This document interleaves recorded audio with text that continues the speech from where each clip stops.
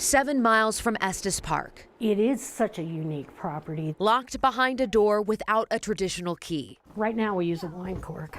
But what the entrance lacks Here it is.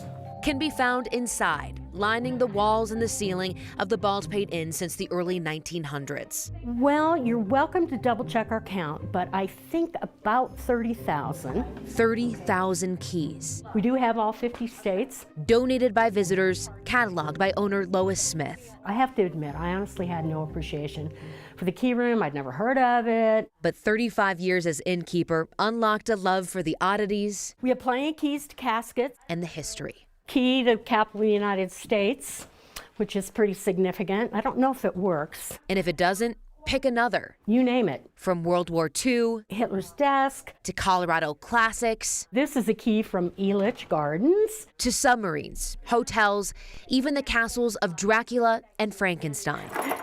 But it's the keys hanging above that hold the memories that can mean the most. I had a lady whose son was killed in an motorcycle crash, and so it was very hard for her to part with the key to that motorcycle, and so she left it here, and so it's a kind of not a forgotten memory. It's a treasure that's always here. A treasure, part of a collection, the largest key collection in the world. This key came to this country in 1881. So did I. How it all started is a mystery. Different versions of that story have floated around for years, but the unknown has been overshadowed. There are so many memories. In a place that lets thousands of stories live on. So many stories here that, you could take a lifetime telling those. With photojournalist Nico Goda, Liz Kotelik, 9 News.